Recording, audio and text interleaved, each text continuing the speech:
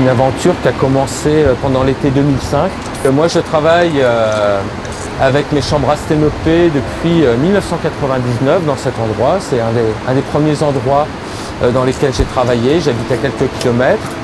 Donc c'est un endroit avec lequel j'ai une relation assez intime, parce que je le fréquente depuis assez longtemps.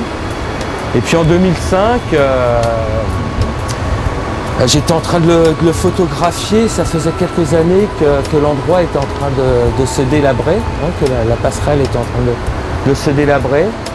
Et j'ai eu l'idée, après la réfection de la chaussée, la mise en place d'une nouvelle passerelle, de changer le moulin en appareil photo, de faire comme avec mes boîtes, mais de travailler sur un plus grand format que j'avais expérimenté dans un donjon pour la ville des Herbiers.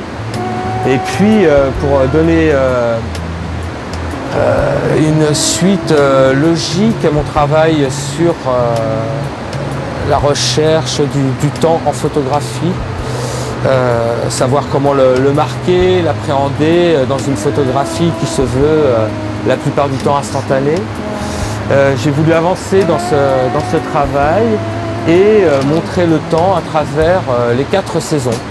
Je vous ai emmené là pour vous montrer l'avant de l'installation. Donc si vous voulez avancer. Donc l'installation, en fait, là j'ai bouché une fenêtre. J'avais créé un petit ventail qui m'a permis de prendre cet angle que j'avais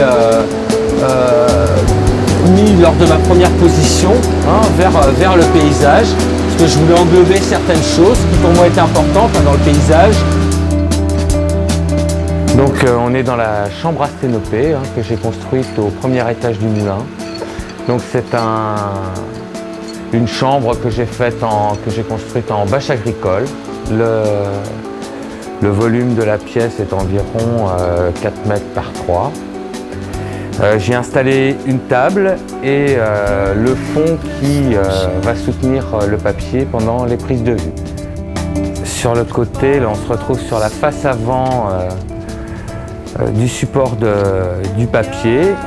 Donc ça, c'est en fait le fond de l'appareil photo.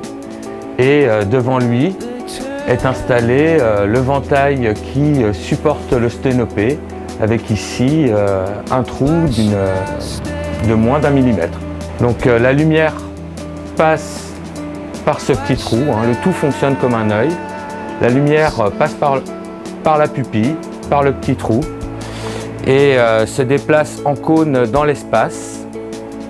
Et lorsqu'elle rencontre le fond de support, là il est peint en blanc, et bien l'image de l'extérieur apparaît sur le fond. L'image apparaît très distinctement parce que là on peut voir de croquer directement sur les plaques de contreplaqué des esquisses que j'ai faites au crayon de bois pendant l'hiver, qui m'ont permis de préciser le cadrage et d'avancer vers le cadrage. Donc voilà, moi je suis un piètre dessinateur, mais j'ai fait tous ces dessins dans le noir, à main levée. Donc on voit bien la passerelle, la ruine, le pont, le coteau.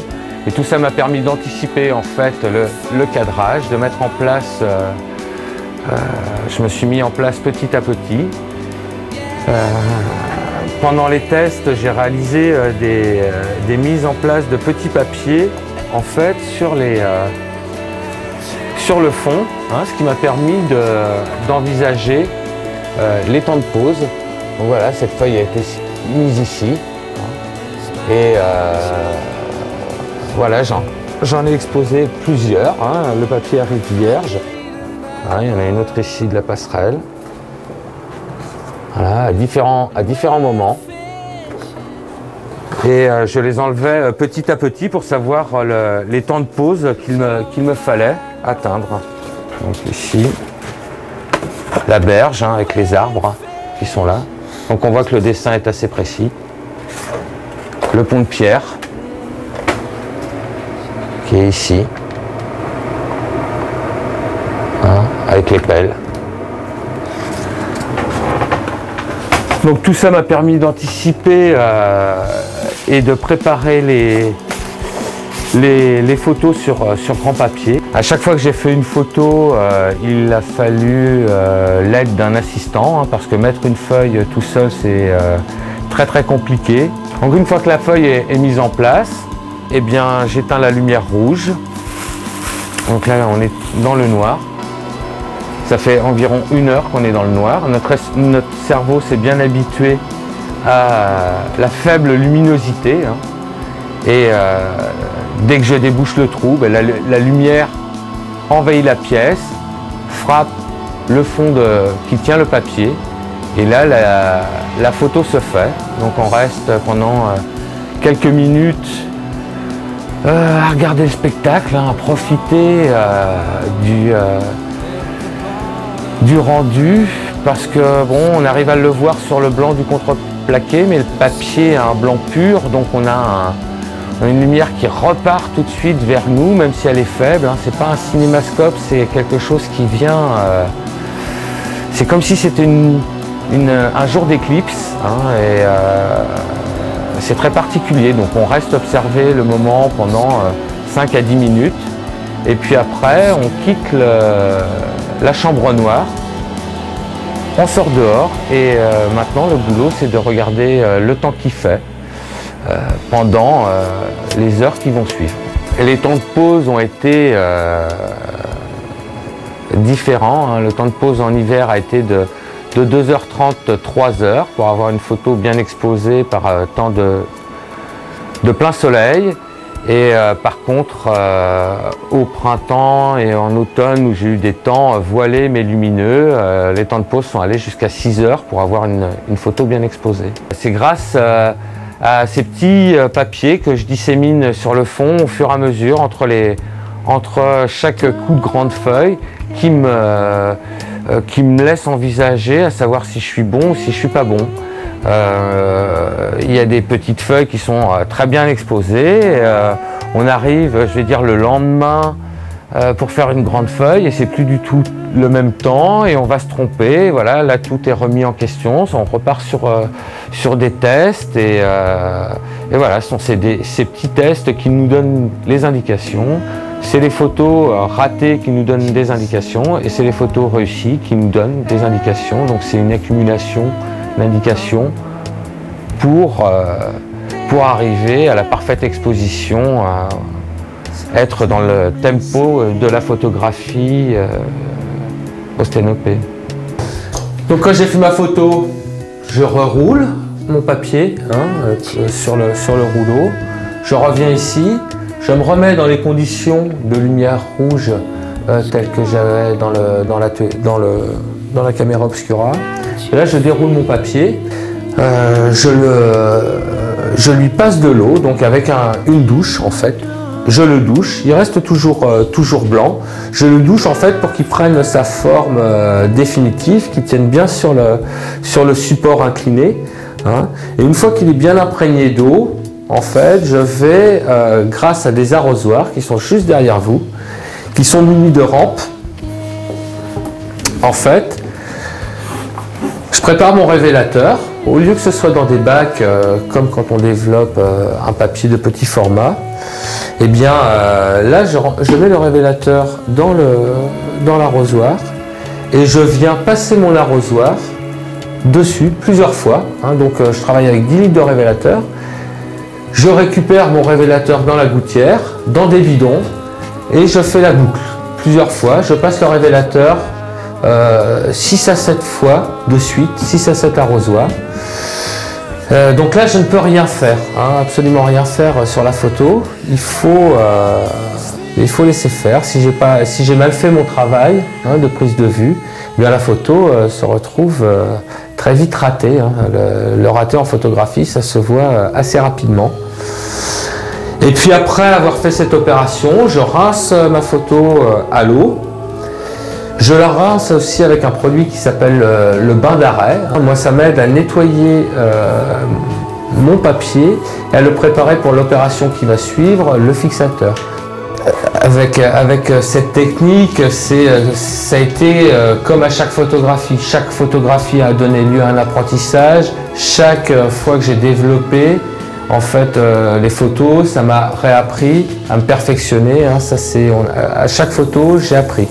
Et après, elle va sécher tranquillement hein, pendant plusieurs heures. Là, c'est pareil, hein, le séchage, c'est une opération assez délicate.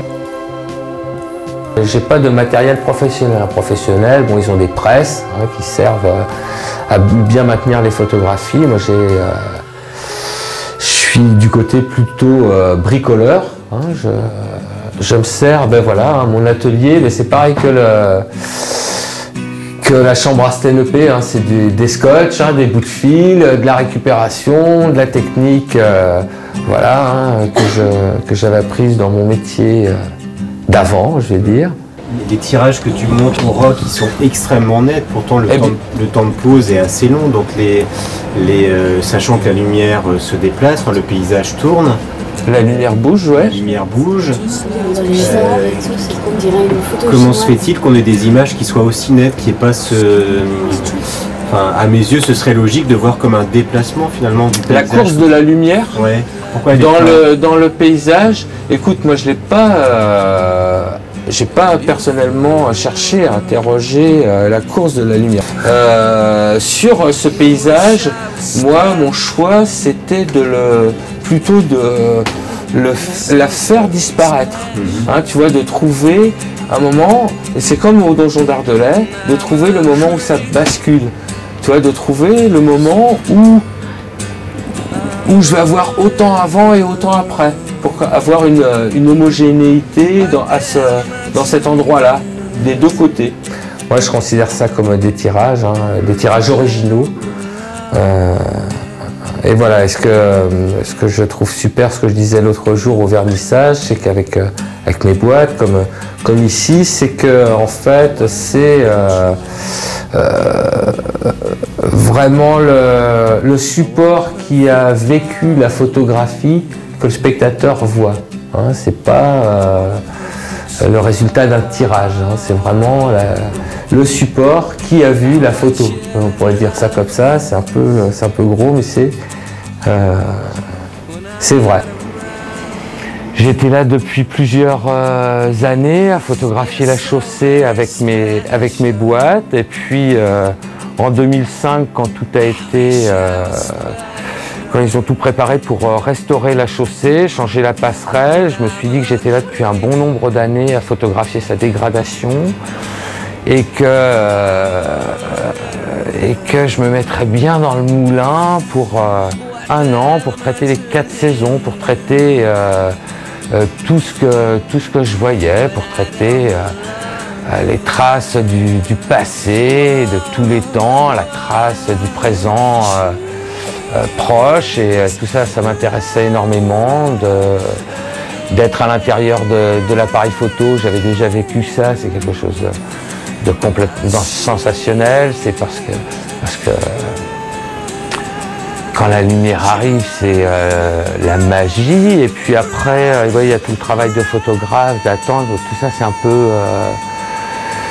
c'est autre chose, quoi. Puis après, il y a l'apparition de la photographie au labo, parfaitement exposée, bon, même des fois ratée, mais parfaitement exposée. C'est tout un plaisir personnel qui est satisfait. Whatever makes you happy, whatever you want, you're so very special.